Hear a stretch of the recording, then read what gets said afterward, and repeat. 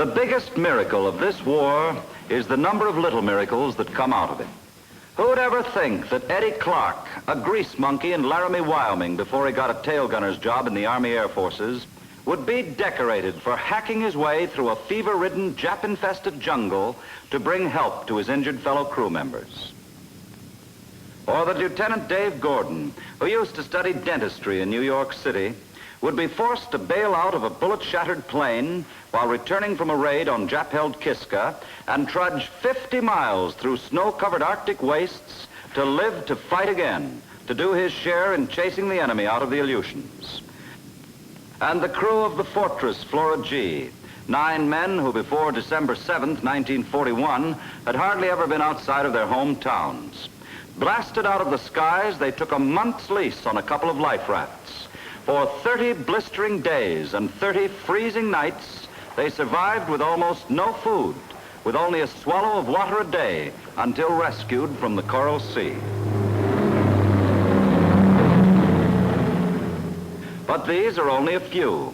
The records of the Army Air Forces list case after case of incredible fortitude, of unbelievable endurance, of heart and brains and sheer guts. How do they do it? How do ground crews, pilots, navigators, bombardiers, radio operators, gunners, nurses, ferry pilots, airwacks, and all the rest of them manage to go on day after day, night after night, taking their jobs in stride under conditions that would have seemed fantastically impossible just a few months ago in civilian life? Well, there are a lot of answers. It's knowledge of what we're fighting to keep. It's determination to survive, to hit the enemy again. But it's something else, too. Let's take an incident that happened in the Mediterranean theater some time ago.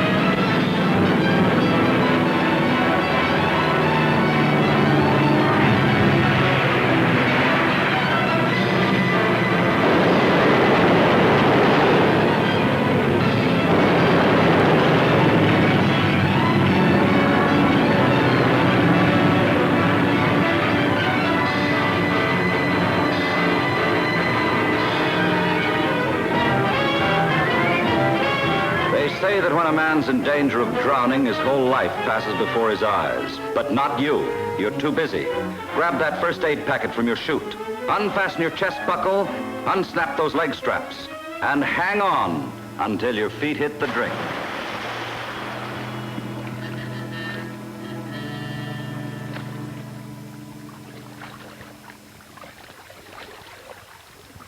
And other things are coming back to you, too. Things you've hardly thought about since training center days. Swim on your back. Swim on your back. Swim on your back. You won't tire yourself so much swimming on your back or side, and in hostile waters you'll get the benefit of the ribs and the bony structure of the back to give protection to your vital organ. Yes, so far you're doing all right. But hold everything. You've got company.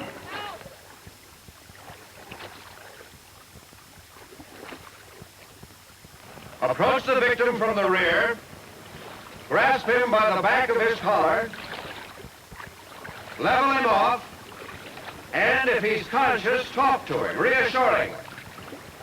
Then tow him off to safety.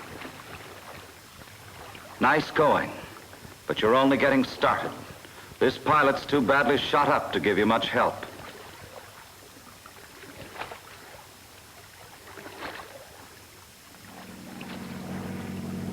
Now what, fella? Think fast. Remember, If you're in danger of being strafed, use the surface side. It's more than a trick. It's life insurance. Only a fluke shot can hit a swimmer underwater.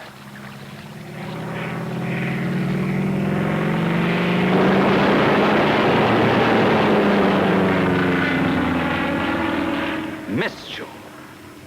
But you knew how to make him miss. That's the important thing. You knew how.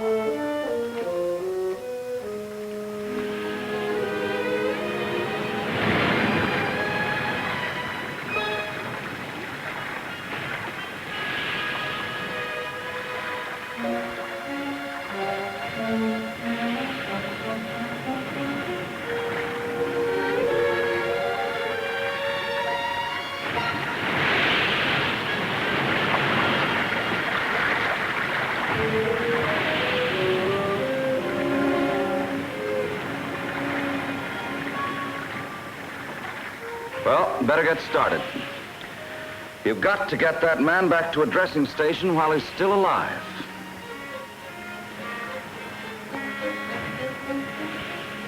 He's no lightweight either, and he'll get heavier with every step you take.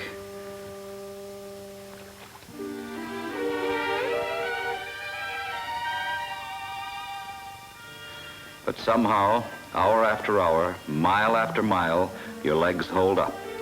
You don't have to tell them to. They just go ahead by themselves. It's as if they remembered the steeplechase you had to run back at the training center. The steeplechase that built up your lungs and chest and stomach muscles, as well as your legs. And you remember other things, too, like calisthenics. Day after day, week after week, every muscle put into use. The body carefully and scientifically built up to maximum efficiency. Built up to meet not only the rigorous physical schedules of Air Force training, but also the tough, punishing situations of combat conditions to come.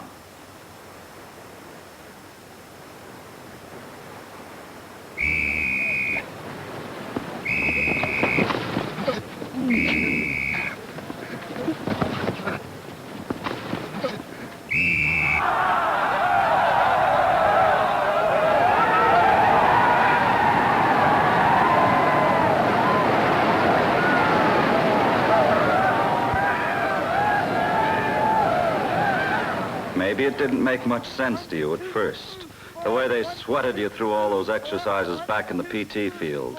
1, 2, 4, 1, 2, 4, 1, 2, 4, 1, 2, 4. And every once in a while, somebody gold-bricked a little, but not for long. 4, 1, 2. Those instructors knew what they were doing, though. They weren't only trying to develop your body, they were working on your mind as well. For example, they were training it to develop split attention so that your body could be doing one set of movements while your mind was already planning the next. It wasn't easy at first.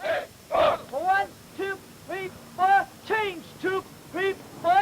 And begin. 1, 2, 3, 4. 1, 2, 3, 4. But after a while, it got to be second nature. 2, 3, 4. Change. 2, 3, 4. And begin. 1, 2, 3, 4. 1, 2, 3, 4. Well, the days went by and the soreness left your muscles. That extra 2 inches around your waist was climbing up to your chest. But now it was good, hard, solid sinew that responded instantly to the voice of your instructor. 1, 2, 3, 4. 1, 2, 3, 4. 1, 2, 3, 4. 1, 2, and halt. 1, 2, 3, 4. 1, 2, 3, 4. 1, 2, 3, 4. Eyes up on the stand. 1, 2, 4. 1, 2, and halt. Heel Hitler. Ready? Begin. Heel. Heel! Dump, drop, heel! Heel! Dump, drop, heel! Heel! Dump, drop, heel! Heel! Dump, drop. Over on the obstacle course, meanwhile, you were picking up a lot of other things, such as a sense of balance. Some of the gadgets they made you run across seemed a little strange, but each one had its planned purpose. Each one was designed to prepare you for combat situations to come. They made you learn how to get up high barriers, for instance, and down the other side. Some of them were pretty rugged, almost as rugged as the natural ones you might find someday overseas. And you learned how to keep your head and your tail down while crawling on your belly. It's a very good thing to know when enemy lead starts to fly. And if you ever have to jump for a rope to get yourself out of trouble, you'll find you know how to do that, too. Speaking of ropes, that's the way they broke you into parachute landing exercises.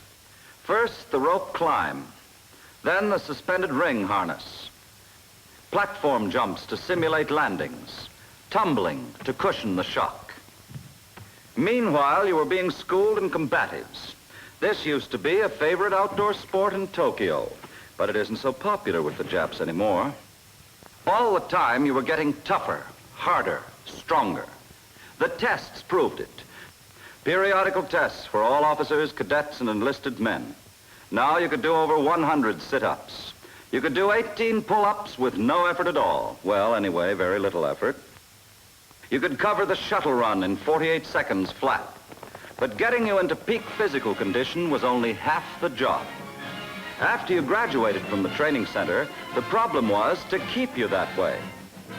So the physical fitness program of the Army Air Forces took you over. They put you through a streamlined series of specialized calisthenics, executed in small groups under the supervision of qualified instructors. Calisthenics like the push-up, the bank twist,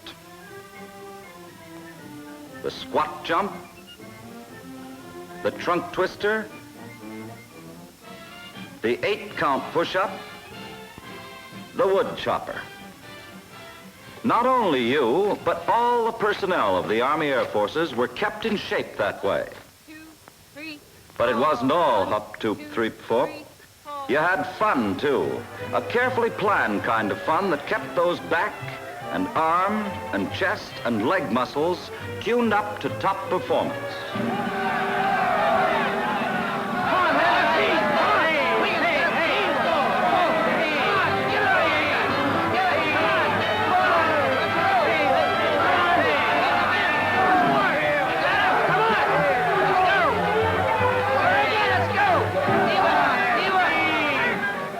And there were plenty of games.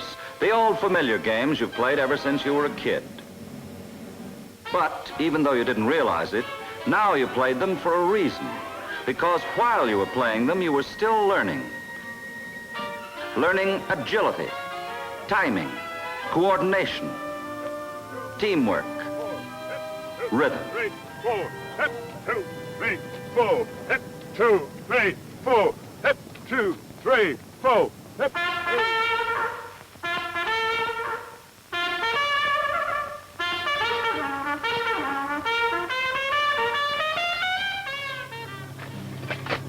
Fellas, look! Hold out! Well, you made it. You got him home. You saved his life as well as your own. But it wasn't only your good luck and your courage that did it. Both of you had strong bodies. Both of you had the endurance to survive. Because that injured pilot must have been in pretty good physical condition himself to get this far. He not only withstood the original shock of his wounds, but he had the resistance to last through all those long miles of painful travel. He'll be all right now, though. That C-47 will have him back to a base hospital in no time.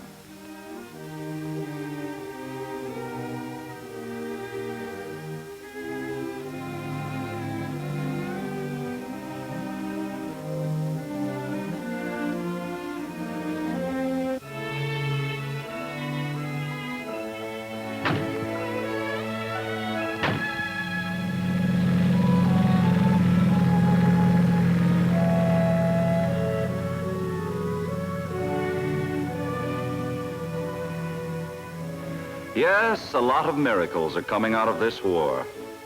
But when you stop to think of it, maybe they aren't miracles, or good luck, or just accidents. Maybe you can trace a lot of them back to that carefully planned physical training program and the physical fitness program carried on in the tactical and service units. Programs carefully planned with the full knowledge that never before has final victory depended so much upon the physical fitness of every man and every woman in the armed forces. Fitness to endure. Fitness to survive.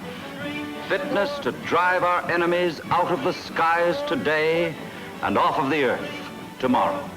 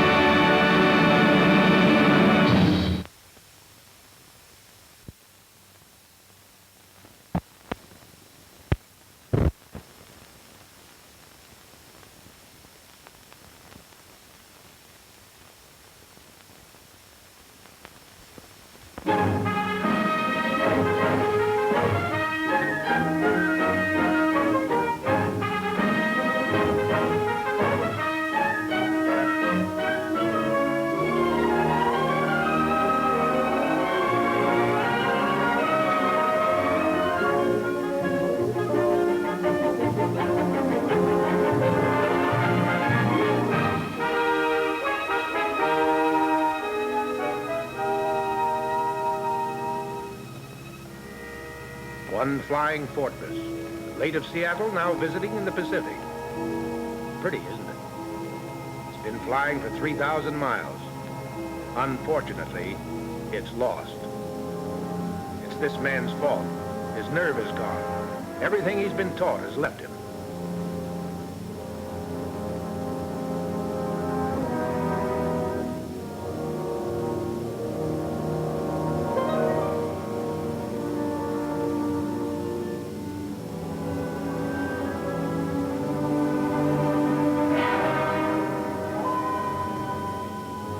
Pity is that they got through to their objective. Had to fight off half a dozen planes besides. And now, they're lost on the way back. 1 week late will snap the strongest chain. Too bad. For our side. That plane was worth $350,000. I don't know what amount you'd quote on the men. How much would you take for your life? Why did this man get this job? Isn't there an X-ray machine that can look into a man and say, he'll do? Yes, there is such an X-ray machine, and it looks into men's minds and hearts and souls, and it finds them either adequate or wanting. It's called the Officers Candidate School of the Army Air Forces, and is situated at Miami Beach, Florida.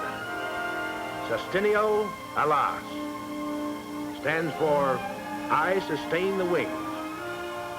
In the hands of these men and their minds and their discipline lies the hope that we will always keep them flying. How does the school test these men? How does it expose those that must not lead and teach those that can to lead? Where and how do we get those men? That's important enough to know.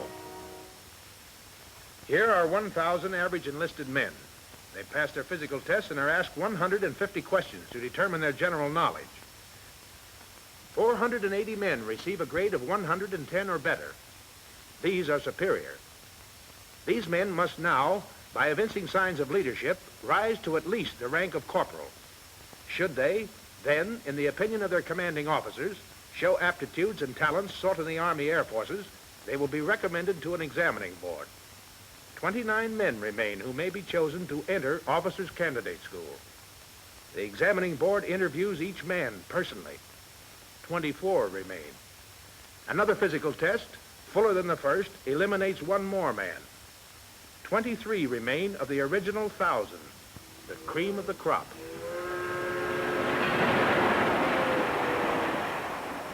They're here with others and they're having a good time.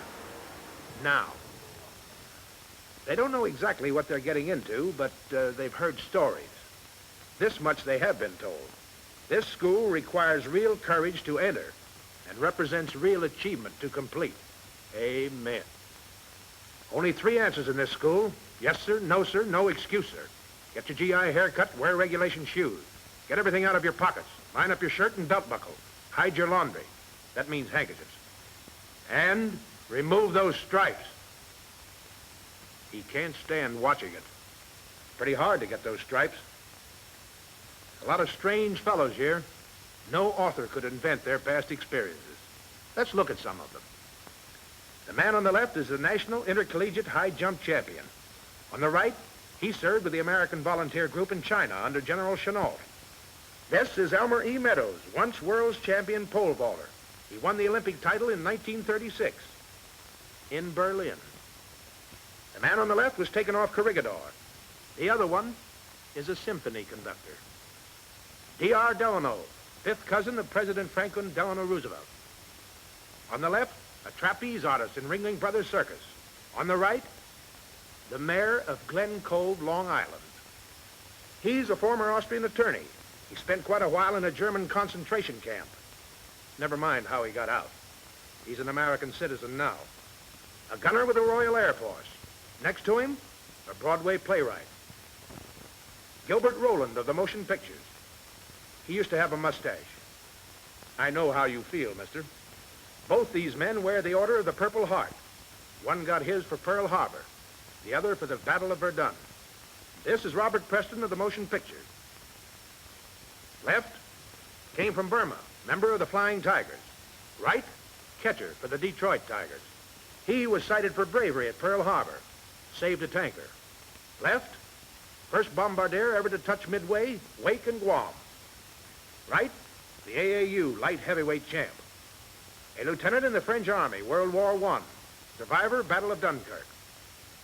Left, All-American football player and member of the Green Bay Packers. On the right is a baritone in the Philadelphia Opera Company. William H. Jordan, bombardier in the Battle of Midway. Those medals are for sharpshooting in everything that comes out of a gun, any size. The fellow with glasses is an ecologist. He worked for the United States Department of Agriculture. For the last 14 years, he's done research on the sugar beet leafhopper. He knows more about the sugar beet leafhopper than anyone else in the whole world. The other fellow's the national high jump champion. Takes a lot of strange people to do strange jobs, and nothing stranger than a war. Still the same day they're being processed. Give your name. How old is your mother? When'd you faint last? Look out, mister. Here it comes. Halt! You a real estate agent, mister? You're looking around as if you want to buy the place. When you hit that bottom step, you come to a brace with your shoulders back, your stomach in, your feet at a 45-degree angle, and your hat straight. Jump! Halt! How old are you? Well, get 25 wrinkles under that chin. You got a girl? 2. 2 more wrinkles for them. Halt! Get that chest up in the air. Get it up. Way up. Get some wrinkles in that chin. More wrinkles. When I tell you to jump, I want you to jump this high. Jump! What did you come down for, mister? Wipe that smile off your face. Throw it on the ground. Step on it. Arms to the thrust. Move. Double time. March. Halt. You're in it now, misters. For the next 6 weeks until you're upperclassmen, except for returning from mess, you move only at double time. West Point is not harder. Every minute of your waking time is accounted for and deliberately arranged so that you must hurry, hurry, hurry. You're allowed 7 hours sleep. You'll be lucky and a very bright student if you can manage 5. You're not privileged to eat or drink in any public place. You're not to step out of your room across the hall even to visit. Say, is this necessary? Well, maybe you're the kind of person who doesn't lend himself to this sort of discipline. You know it's necessary, but it's just not for you. You're too dignified. Or maybe you have your pride. Why, that's all right, mister. Just resign. Nothing will happen to you. You'll go back to your old rank. No one will hold it against you. Unless you hold it against yourself.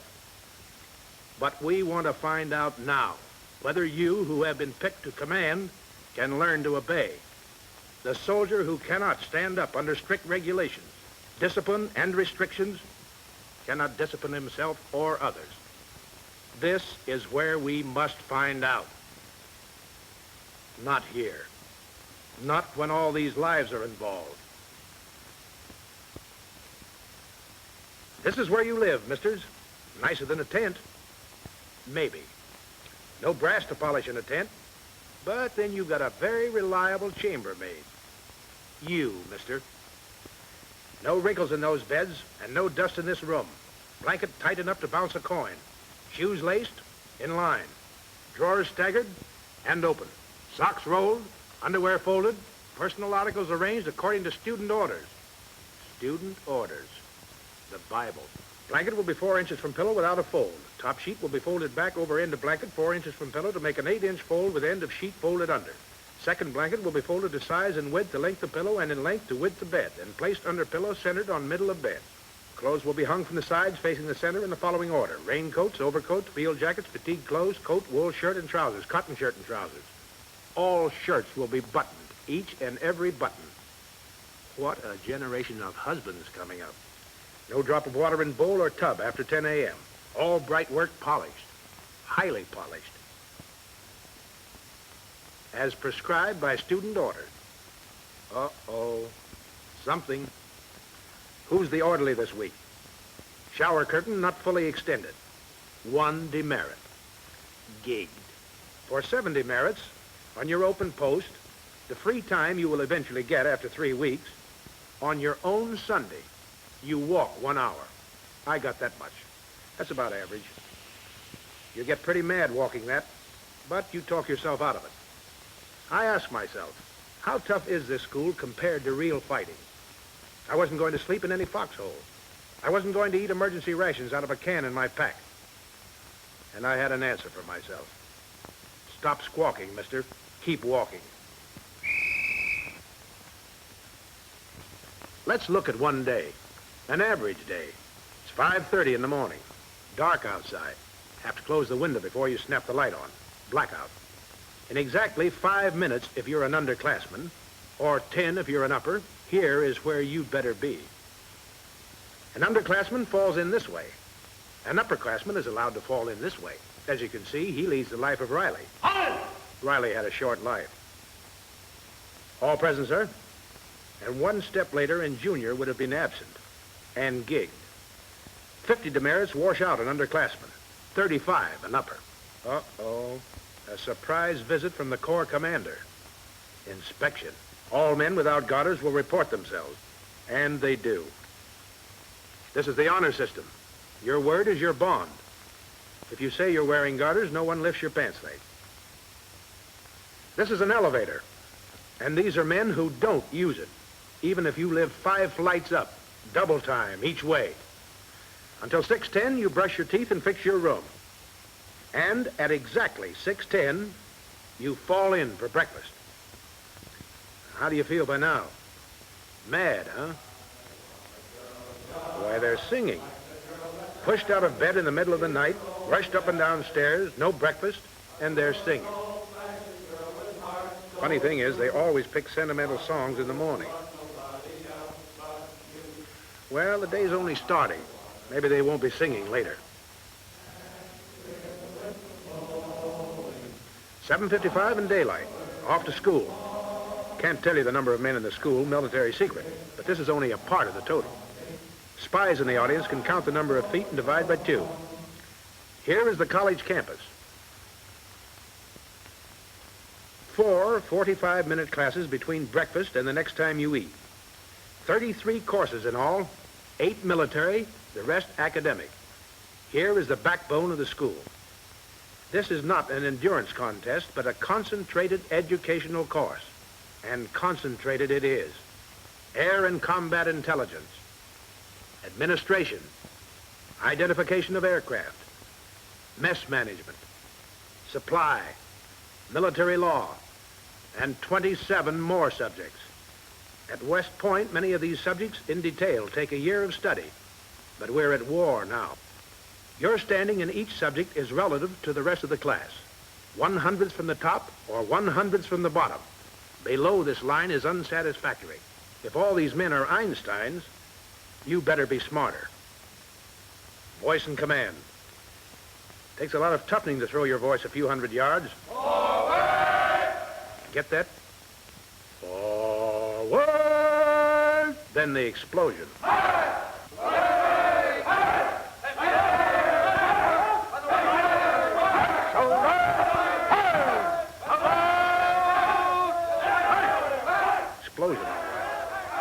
Lose a lot of inhibitions this way.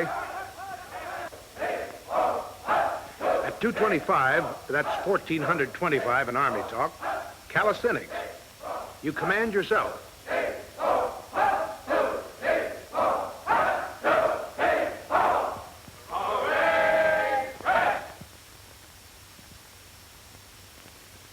3 times a week, you run 1.5 miles. The other 3 times, the obstacle course, rain or shine. Hit that dirt, misters.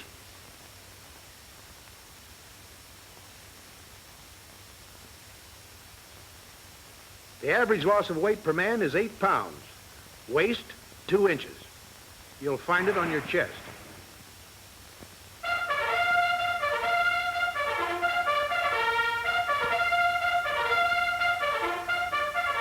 Today's retreat. It comes 4 times a week and lasts 2 hours. Here the squadron's parade. For a ribbon. Just a ribbon.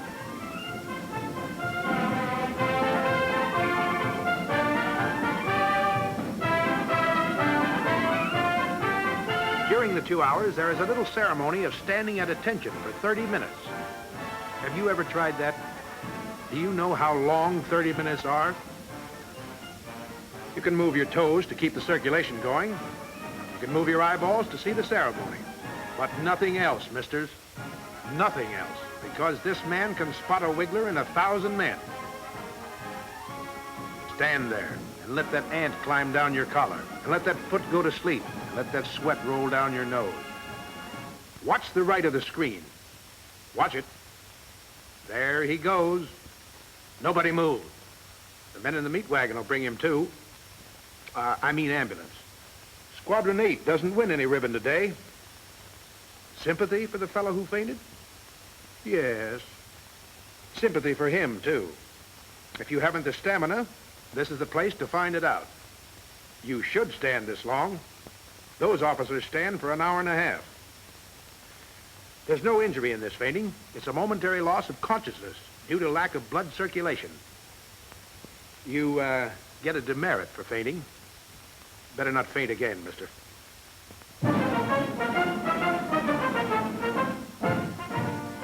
That's quite a band. Many famous orchestras are represented in there.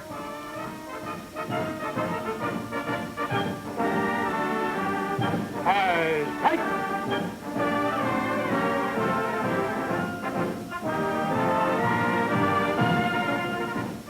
In case you're not an expert, that's good marching. I don't know. I stood retreat a lot of times. And I'm not crazy about sweat running down my nose for 30 minutes. It was summer in Florida when I went through this. Every single time I got a lump in my throat. And so did the wise guys around me. Don't tell me they're not complaining now.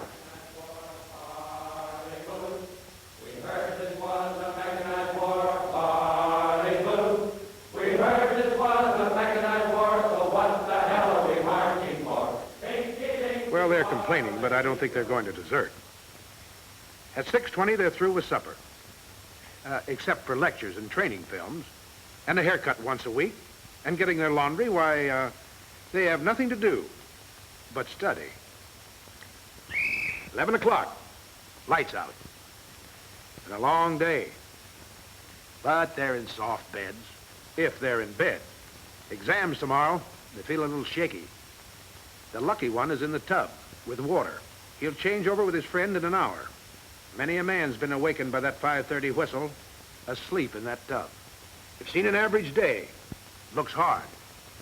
It is hard. Trade your school books for a rifle when it's your turn to stand guard. Do you know the relief for this man's falling asleep at his post? 10 demerits? 20 demerits? It's death. Are you shocked? This is an American coastline. He's a soldier. This is war. There are Protestant, Catholic, and Jewish services. They're obligatory the first 6 weeks, yet the attendance the second 6 weeks is surprisingly high.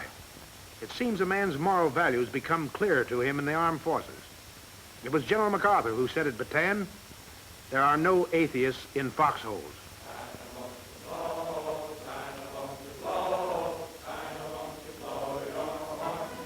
singing sounds a little livelier today. Why, it's graduation. Commanding General of the school's there. And our guest speaker, General Arnold. He's flown down just to address the class and has to fly back to Washington. That's quite an honor. Stick your chest out, mister. Stick it out further. You've been through something. They crammed enough schooling in you to equal a year in college. They made you toe the line every minute of the day for 12 weeks. You used enough spit and polish to shine every fire engine in the state. They were teaching and testing you at the same time, and you made the grade. You came through. That's the Air Force's side of it. They got what they wanted. Now, what about you? What did you get out of it? Was it worth it for you personally? Well, you're a commissioned officer, a second lieutenant. All those non-coms are going to salute you now, and you're going to eat an officer's mess. You're an officer and a gentleman by act of Congress. Well, that's nice. But that's only trimming, icing on a cake. What really did you get out of this school? Mister, you got a 12-week education that all the money in the world couldn't buy. It doesn't exist anyplace else. You've got poise and confidence. You've got a respect and affection for your fellow man that'll remain with you forever.